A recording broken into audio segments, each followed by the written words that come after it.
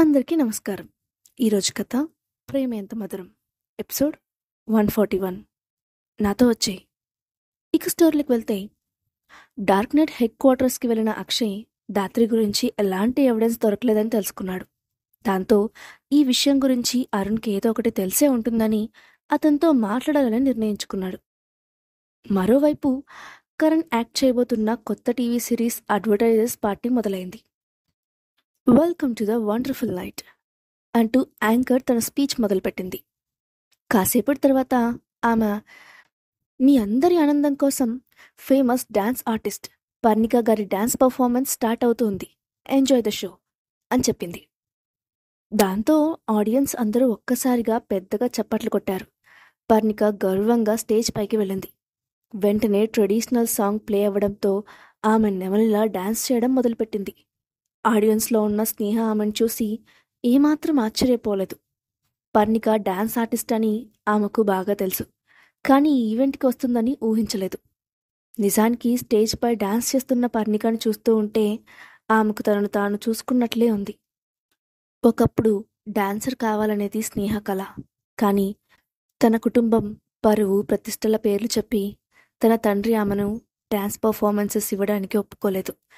కానీ ఇప్పుడు పర్ణిక చక్కగా తన కలను నెరవేర్చుకుంటూ ఉంది అనుకుంది. ఇంతలో, ఒంటరిగా ఇక్కడ నిలబడ్డావు, నేను నీకు కంపెనీ ఇవ్వచ్చా అంటూ ఒక గొంతు వినిపించడంతో స్నేహ వెంటనే తల తిప్పి చూసింది. అక్కడ కనిపించిన వ్యక్తిని చూసి ఆమె ఆశ్చర్యంతో నోరు తెరిచింది. అందంగా నవ్వుతూ తనని చూస్తూ నుంచున్నాడు అభయ్. అతన్ని చూసి చాలా రోజులైంది. హఠాత్తుగా ఇక్కడ ప్రత్యక్షమవుతాడని ఆమె ఊహించలేదు. ఏంటి అలా స్టాచ్యూలో నిలబడిపోయావు? నా అందం చూసి కళ్ళు తిప్పుకోలేకపోతున్నావా? నవ్వుతూ అడిగాడు అభయ్. స్నేహ వెంటనే తేరుకొని ముఖం సీరియస్గా పెడుతూ, నీకు అంత సీన్ లేదు అని అంది. అభయ్ నవ్వుతూ వెళ్ళి ఆమె టేబుల్ దగ్గరే ఉన్న చైర్లో కూర్చొని, స్నేహ, నిన్ను చూసి చాలా రోజులైంది, కనీసం నవ్వుతూ మాట్లాడొచ్చు కదా, అంత కోపం ఎందుకు అంటూ మామూలుగా మాట్లాడడానికి ప్రయత్నించాడు. దాంతో స్నేహ నార్మల్ అవుతూ, అది సరే, అసలు నువ్వు ఇక్కడెందుకున్నావు? ఇది థ్యాంక్ యూ మీట్ కదా, దీనికి నీకు ఏంటి సంబంధం అని అడిగింది. అప్పుడు అభయ్ చిన్నగా నవ్వి, నువ్వే ఇక్కడికి వచ్చినప్పుడు నేనెందుకు రాలేను అని అన్నాడు. ఆ మాటకు స్నేహ సీరియస్గా చూడడంతో, సరే కూల్, ఈ సిరీస్లో నేను ఇన్వెస్ట్ చేశాను. నువ్వు వెళ్ళిపోయిన దగ్గర నుంచి అభయ్ ఎంటర్టైన్మెంట్ కంపెనీ కొంచెం ప్రాబ్లంలో ఉంది, అందుకే వేరే మార్గంలో మనీ సంపాదించాలి కదా అని అన్నాడు. ఆ మాట విన్న స్నేహ అతని వైపు విచిత్రంగా చూసి, నువ్వు డబ్బు లేక అంతలా ఇబ్బంది పడుతున్నావా? నువ్వు క్లౌడ్ ప్యాలెస్ క్లబ్ ఓనర్. ఇలాంటి మాటలు చెప్తే ఎవరైనా నమ్ముతారా? ఖచ్చితంగా ఈ పార్టీకి రావడం వెనుక నీకు వేరే ఏదో కారణం ఉంటుంది అని అనుమానంగా అంది. ఆ మాటకు అభయ్ నవ్వుతూ, చాలా తెలివైన దానివి, నువ్వు చెప్పింది నిజమే. ఇంత చిన్న థ్యాంక్ యూ మీట్కి నేను అటెండ్ అవ్వను, కానీ నేనిక్కడికి ఒక గొప్ప పని చేయడానికి వచ్చాను అని గర్వంగా చెప్పాడు. ఆ మాటకు స్నేహ అతని వైపు వింతగా చూసి సైలెంట్గా కూర్చుంది. అభయ్ కూడా కాసేపు ఏం మాట్లాడకుండా తన చేతిలో ఉన్న వైన్ గ్లాస్ని సిప్ చేస్తూ కాసేపు ఆమెనే గమనించాడు. ఆ తర్వాత నెమ్మదిగా, స్నేహ, నువ్వు నాతో లేకపోయినా సరే నేను నీ గురించి తెలుసుకుంటూనే ఉంటాను తెలుసా అని అన్నాడు. ఆ మాటకు స్నేహ అతని వైపు చూసి, అంటే అర్థమేంటి అని అడిగింది. అభయ్ మాటలు ఎలా ఉన్నా అతని మనసులో ఆమెపై చెడు ఉద్దేశం ఏమీ లేదని స్నేహకు బాగా తెలుసు. అందుకే ఆమె చాలా రిలాక్సింగ్గా అతని మాటలు వింటోంది.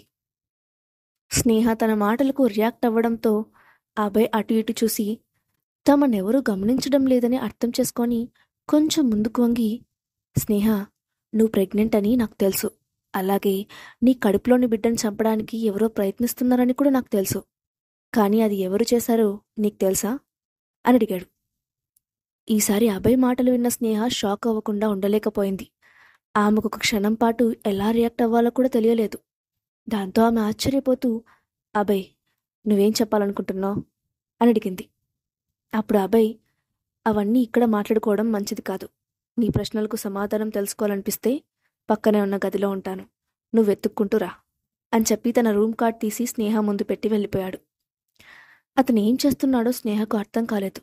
కానీ ఆమె రియాక్ట్ అయ్యేలోపే అభయ్ అక్కడి నుంచి వెళ్ళిపోయాడు. దాంతో స్నేహ అతను వెళ్ళిన వైపే అనుమానంగా చూసింది. లేదు, ఇతనేదో గేమ్ ప్లే చేస్తున్నాడు, నేను వెళ్ళను అనుకుంటూ అక్కడే కూర్చుంది. కానీ అతను చెప్పిన విషయం ఆమె మైండ్లో పదే పదే తిరుగుతూనే ఉండడంతో, ఒకవేళ అబ్బాయి చెప్పింది నిజమే అయితే ఇప్పుడు నేను వెళ్ళకపోతే ఈ పని చేసిందెవరో తెలుసుకునే అవకాశం పోతుంది. కాబట్టి ఇప్పుడు నేను వెళ్ళడమే మంచిది అని అనుకుంది. దాంతో నెమ్మదిగా టేబుల్పై అబ్బాయి పెట్టిన రూమ్ కార్డ్ తీసుకొని దానిపై ఉన్న రూమ్ నెంబర్ సహాయంతో ఆ రూమ్ వైపు వెళ్ళింది. అది పీచ్ బ్లాక్ ప్రైవేట్ రూమ్. ఆ రూమ్ డోర్ చూడగానే స్నేహ పెదాలపై చిన్న నవ్వు వచ్చింది. ఆ అబ్బాయి ఎప్పుడు అలాంటి డార్క్ రూమ్స్ ఎందుకు సెలెక్ట్ చేసుకుంటాడో ఆమెకు అర్థం కాలేదు. స్నేహ వెంటనే కార్డ్ సహాయంతో డోర్ ఓపెన్ చేసి లోపలికి అడుగుపెట్టింది. వెంటనే ఆమె ఎదురుగా సెక్సీగా ఉన్న ఒక అమ్మాయి వచ్చి నిలబడింది. ఆమెను చూసి స్నేహ ఆశ్చర్యపోయింది. కానీ ఆమె ఏం మాట్లాడలేదు. ఆ అమ్మాయి స్నేహను ఇన్వైట్ చేస్తూ హాల్లోకి తీసుకువచ్చింది. అక్కడ సోఫాలో కూర్చొని సిగరెట్ తాగుతూ ఉన్నాడు అభయ్. స్నేహ అతను ఎదురుగా వెళ్ళి, నువ్వు చెప్పినట్లే నేను వెతుక్కుంటూ వచ్చాను. నీకేం తెలుసు, త్వరగా చెప్పు అని డైరెక్ట్గా అడిగింది. అప్పుడు అభయ్ చిన్నగా నవ్వుతూ, స్నేహ, నువ్వు ఇంత పొగరుగా ఎందుకుంటావు? నువ్విప్పుడు నా దగ్గరకు అడగడానికి వచ్చావు, కాస్త రిక్వెస్టింగ్గా మాట్లాడాలి అని అన్నాడు. ఆ మాటకు స్నేహ అతని వైపు సీరియస్గా చూసి, నువ్వు చెప్పకూడదనుకుంటే చెప్పకు, తెలుసుకోవాలని నాకేం ఇంట్రెస్ట్ లేదు అని చెప్పి వెంటనే వెనక్కి తిరిగింది. దాంతో అబ్బాయి, సరే సరే కూర్చో, నేను చెప్తాను అని అన్నాడు. అప్పుడు స్నేహ వెళ్ళి సోఫాలో కూర్చుంది. అబ్బాయి తన చేతిలోని సిగరెట్ని తేలికగా పీలుస్తూ పొగను బయటకు వదిలి, చూడు స్నేహ, నేను నీకు ఇదంతా ఎవరు చేస్తారో చెప్తాను, కానీ ఇది నీకెలా తెలుసు, దానికి ఎవిడెన్స్ ఏంటి అని నిన్ను అడగొద్దు అని అన్నాడు. దాంతో స్నేహ ఒక క్షణం కూడా ఆలోచించకుండా, సరే నేను అడగను, ఇదంతా చేసిందెవరో చెప్పు అని అంది. ఆమెకి పని చేసిందెవరో తెలుసుకోవాలని ఆత్రంగా ఉంది. అప్పుడు అబ్బాయి ఒక క్షణం సైలెంట్గా ఉండి ఆ తర్వాత ఆమె వైపు సూటిగా చూస్తూ, నీ కడుపులోని బిడ్డను చంపడానికి ప్రయత్నించింది దాత్రి కావచ్చు అని ప్రశాంతంగా చెప్పాడు. ఆ మాట విన్న స్నేహ ఒక్కసారిగా స్టన్ అయింది. దాంతో ఆమె నమ్మలేనట్లుగా కళ్ళు పెద్దవి చేసి చూస్తూ, ఏంటి, దాత్రినా? కానీ ఆమె ఎందుకు ఇలా చేస్తుంది? పోనీ ఆమె చేసిందని చెప్పడానికి నీ దగ్గర ఏమైనా ఎవిడెన్స్ ఉందా అని అడిగింది. ఆ ప్రశ్న విని ఆ అబ్బాయి తన కనుబొమ్మలు పైకి లేపి, స్నేహ, నిన్ను దాత్రి అని చెప్పాను అంటే ఖచ్చితంగా నా దగ్గర ఏదో ఒక సాక్ష్యం ఉండే ఉంటుంది. నా క్లౌడ్ ప్యాలెస్ పవర్ని నువ్వు అనుమానించలేవు అని అన్నాడు. కానీ అంటూ స్నేహ ఇంకేదో మాట్లాడబోయింది. అభయ్ వెంటనే ఆమెను అడ్డుకుంటూ, నేను నీకు ఎలాంటి ఎవిడెన్స్ చూపించరని ముందుగానే చెప్పాను స్నేహ అని క్లియర్గా చెప్పేశాడు. క్లౌడ్ ప్యాలెస్ నుంచి ఎలాంటి విషయం బయటకు రాకుండా ఉండాలనేది ఆ క్లబ్ రూల్. ఆ విషయం స్నేహకు కూడా తెలుసు. అందుకే ఇంకా ఆమె దాని గురించి అతన్ని ప్రశ్నించకుండా ఆగిపోయింది. ఏది ఏమైనా దాత్రి విషయాన్ని ఆమె నమ్మలేకపోతోంది. దాంతో ఆమె ఆలోచిస్తూ, కానీ ఇది దాత్రి ఎందుకు చేసింది? నేనంటే ఆమెకు ఇష్టం లేదన్నమాట నిజమే. కానీ మేమిద్దరం 1-2 సార్లు మించి ఎక్కువ కలవలేదు. నిజంగా ఆమెకు నాపై అంత కోపం ఉందా? లేదా ఇంకెవరైనా దాత్రిని ఉపయోగించుకొని ఇలాంటి పని చేస్తున్నారా అని హడావిడిగా అడిగింది. అభయ్ ఆమె ప్రశ్నలకు సమాధానం చెప్పలేదు. కానీ ఆమె వైపు చూసి నవ్వుతూ, స్నేహ, నువ్వు ఆ అక్షయ్ దగ్గర ఉండడం నీకు సేఫ్ కాదు. నా దగ్గరకు వచ్చేయి, నేను నిన్ను బాగా చూసుకుంటాను అని చెప్పాడు. ఆ మాటకు స్నేహ వెంటనే పైకి లేచి అతని వైపు సీరియస్గా చూసి, నీ పక్కన ఉన్నప్పుడు నేను ఎంత సేఫ్గా ఉన్నానో ఆల్రెడీ చూశాను. ఇక నాకు నీ ప్రొటెక్షన్ అవసరం లేదు అని చెప్పి అతని మాటల గురించి పట్టించుకోకుండా, సరే ఇక నేను బయలుదేరుతున్నాను. దాత్రి విషయంలో నన్ను హెచ్చరించినందుకు థ్యాంక్స్. నేను ఈసారి నుంచి జాగ్రత్తగా ఉంటాను అని చెప్పి అక్కడి నుంచి బయటకు వచ్చేసింది. అభయ్ ఆమెను ఆపే ప్రయత్నం కూడా చేయలేదు. నిజానికి అతని ఈ విషయాన్ని స్నేహకు చెప్పాలని అనుకోలేదు. వీలైనంత వరకు ఆమెను అవాయిడ్ చేయాలని మనసులో చాలా రకాలుగా ప్రయత్నించాడు. కానీ అతని మనసు అందుకు ఒప్పుకోలేదు. అందుకే తన రూల్స్ దాటుకొని వచ్చి స్నేహను హెచ్చరించకుండా ఉండలేకపోయాడు. అభయ్ దగ్గర నుంచి బయటకు వచ్చిన స్నేహ తనని ఎవరూ చూడకుండా మళ్ళీ పార్టీలో కలిసిపోయి కరణ్ కోసం వెతికింది. అప్పటికే చాలా లేట్ అవుతుండటంతో అతనికి చెప్పి వెళ్ళిపోవాలని అనుకుంది. ఆ టైంలో కరణ్ కొంతమంది అడ్వర్టైజర్స్తో మాట్లాడుతూ ఉన్నాడు. స్నేహ వాళ్ళందరూ వెళ్లే వరకు పక్కనే నిలబడింది. వాళ్ళతనితో మాట్లాడి వెళ్ళగానే స్నేహ వెళ్ళి నవ్వుతూ కరణ్ వైపు చూసింది. అప్పుడు కరణ్, మేడం, మీరెక్కడికి వెళ్లారు? నేను మీకోసం చాలాసేపటి నుంచి వెతుకుతున్నాను. ఏమైపోయారు? ఏదైనా ప్రాబ్లమా? హెల్త్ బాలేదా? అని అడిగాడు. అదేం లేదు కరణ్, నేను బాగానే ఉన్నాను. ఇప్పటికే చాలా లేట్ అయిపోయింది. అందుకే నీకు చెప్పి వెళ్ళాలని వచ్చాను. ఇక నేను బయలుదేరతాను అని చెప్పింది. దాంతో కరణ్ ఒక క్షణం ఆలోచించి, సరే మేడం, నేనే మిమ్మల్ని డ్రాప్ చేస్తాను అని అన్నాడు. దానితో స్నేహ అతన్ని ఆపుతూ, లేదు కరణ్, ఇంకా పార్టీ అయిపోలేదు. ఇప్పుడు నువ్వు బయటకు వస్తే బాగుండదు. నేను బాగానే ఉన్నాను, ఒంటరిగా వెళ్ళగలను. నా గురించి కంగారు పడకు అని చెప్పింది. దాంతో కరణ్ సరే అని తలూపాడు. స్నేహ వెంటనే పార్టీ నుండి బయటకు వచ్చింది. ఇంతలో ఆమె ఎదురుగా వచ్చి ఆగాయి 2 లగ్జరీ కార్లు. తనకు బాగా తెలిసిన ఆ కార్ని చూడగానే స్నేహ నవ్వుతూ వెళ్ళి ఆ కార్ డోర్ దగ్గర నించుంది. వెంటనే కారు విండో గ్లాస్ కిందకు దిగింది. లోపల ఉన్న అక్షయ్ని చూసిన స్నేహ, నువ్వు ఇక్కడెందుకున్నావు అని అడిగింది. ఎందుకు అడుగుతున్నావు? నువ్వు నన్ను చూసి భయపడ్డావా అని సీరియస్గా అడిగాడు అక్షయ్. లేదు లేదు, నిన్ను చూసి నేనెందుకు భయపడతాను? కాకపోతే ఇంత హఠాత్తుగా ఇక్కడ ఎలా ఉన్నావా అని కొంచెం ఆశ్చర్యపోతున్నాను అని అంది స్నేహ.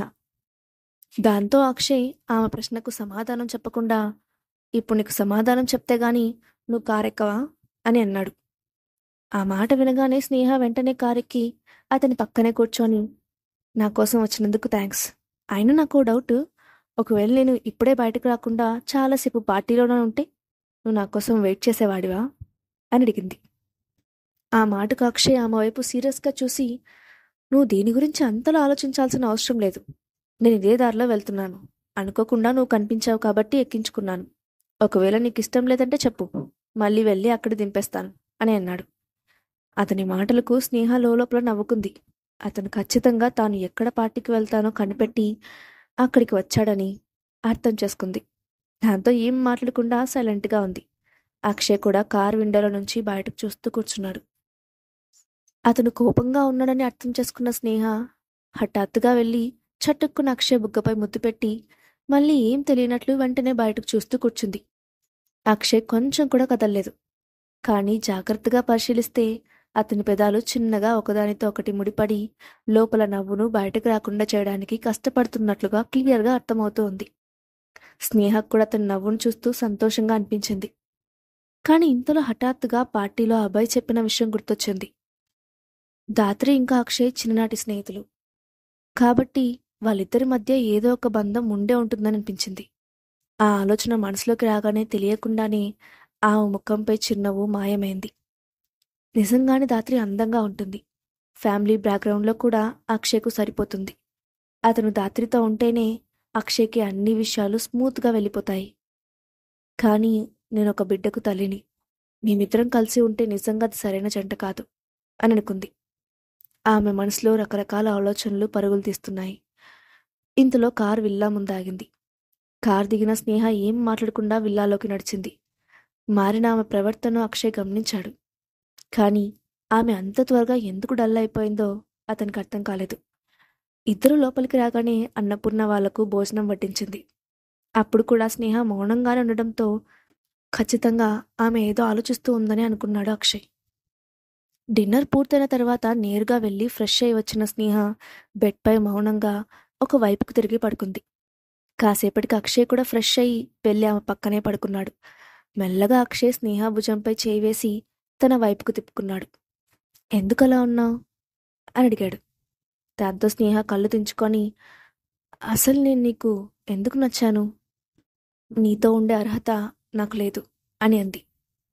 ఇంత హఠాత్తుగా స్నేహ ఎందుకలా మాట్లాడుతూ ఉందో అర్థం కాక అక్షయ్ ఆమె గడ్డం పట్టుకొని తల పైకెత్తి ఆమె కళ్ళలోకి చూస్తూ, ఎవరినైనా ప్రేమించాలంటే కారణం కావాలా అని అడిగాడు.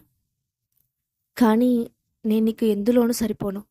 దాత్రి నీకు పర్ఫెక్ట్ జోడీ అవుతుంది అని అంటూనే తన కళ్ళ చివర జారుతున్న నీటిని వెంటనే తుడుచుకుంది స్నేహ. అక్షయ్ ఆ మాట విని ఆమె వైపు కోపంగా చూస్తూ, నేను ఎవరితో ఉండాలో నిర్ణయించుకోవాల్సింది నేను. నిన్ను తప్ప ఇంకెవరిని నేను ఎప్పుడూ ఇష్టపడలేదు. ఇక నువ్వు దాని గురించి ఆలోచించడం మానేస్తే మంచిది అని కొంచెం సీరియస్గా సమాధానం చెప్పాడు. ఆ మాట వినగానే స్నేహ మనసులో సంతోషంగా అనిపించింది. అతను తనను తప్ప ఇంతవరకు ఎవరిని ఇష్టపడలేదని క్లియర్గా చెప్పాడు. ఆ మాట వినగానే స్నేహకి మనసులో సంతోషంగా అనిపించింది. దాంతో ఆమె వెంటనే అతని వైపు చూసి, సారీ అక్షయ్, నువ్వు నాకు అంత ప్రేమగా ప్రపోజ్ చేసిన తర్వాత కూడా నేను నీతో ఇలా మాట్లాడి ఉండకూడదు అంటూ చేసిన పనికి రిగ్రెట్ ఫీల్ అయింది. ముందు నాకు ఒక విషయం చెప్పు, ఇంత హఠాత్తుగా నువ్వు ఆ దాత్రి గురించి ఎందుకు మాట్లాడావు అని అడిగాడు అక్షయ్. ఆ అబ్బాయి తనతో చెప్పిన విషయాన్ని స్నేహ అక్షయ్తో చెప్పబోతుందా? దాత్రి గురించిన నిజాన్ని అక్షయ్ తెలుసుకోబోతున్నాడా? నెక్స్ట్ పార్ట్లో చూద్దాం. Thanks for watching.